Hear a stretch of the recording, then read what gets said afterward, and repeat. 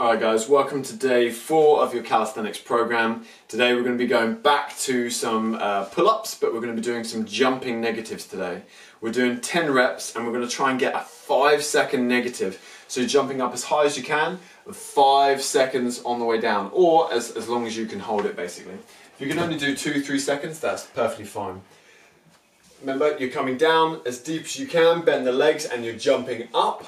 Hold that position at the top for 1 second and then go 1, 2, 3, 4, 5 as best you can. Jump up, 1, 2, 3, 4, 5. This is a pull-up in reverse. So once you start to be able to do these negatives, you'll start seeing that strength to actually be able to pull you up. So trying to get 10 reps of these. If you do start to struggle or your negatives are decreasing in time, so you start off at 5, then you're going down to 3 or 2 at the end, totally fine, fatigue will set in. So remember, when you jump up, even if it's only 1, 2, little rest, jump up, 1, 2, little rest. That is totally fine, 1, 2, and then as we progress, you'll increase that time. So you go from 2 to 3, 3 to 4, and hopefully up to 5 seconds. All right, guys? All right, guys, so the next one we're going to do is 15 step-ups each side. So with these step-ups, you're going to use a chair or whatever you've got at home. If you've got a bench or a box, that's perfectly fine. Just make sure when you are stepping up that it's not going to be wobbly, okay? Take your time. As you step up, you're bringing one leg up as high as you can, bring that knee high and then back down controlled. We don't just want to drop back down, we want to control it. So control, back down, touch, back up, control, back down and up. If you want to make it a bit more difficult, add in some weight. So I've got some bags here, I've got a couple of kilos in each. I'm going to hold these just as I go up, and again it's going to make it more difficult. Bring that knee up, control back down. Up, control back down. Take your time. We're all about building that quad strength, that glute strength, and doing this controlled is really going to help. 15 each side. To switch to the other side, I'm just going to switch around, exact same thing. Back up, back down, back up, back down. 15 guys each side. Alright guys, so now we've got another leg one. This one's going to be lunges. So we're going to go into a lunge position and we're going to step forward, we're going to get that lunge and then step back. We can alternate, so we can do 30 total, or we can just go forward and back, forward and back. What we're not doing is we're not doing split squats, going up and down like this. We're trying to step forward and step back. That's the most important thing, building up that pattern of a lunge and also the control of that weight coming forward and having to stabilize and strengthen the knee. So stepping back and forward. Again, if you want to make it harder, add in a couple of kilos. It's going to make it a little bit more difficult. You have to focus more on control, tighten up your core a lot more. And for those of you with strong legs, this is going to be a nice little test after the step-ups. 15 lunges each side. Stepping back, take your time, focus on control and good form.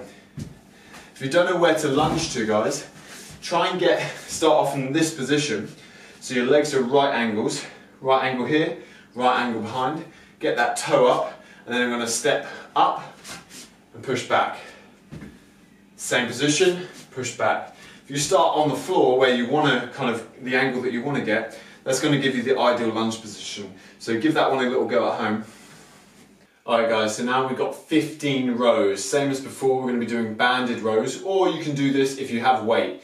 If you have a sandbag or any kind of dumbbells, you can do these with that as well if the band is too difficult. So remember, just cross the band, bring those legs either side. The wider you go, the harder it's going to be.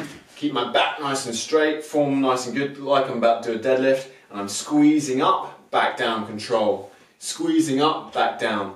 Really hitting those biceps, and as I squeeze, nice and tight, back down, control. Okay?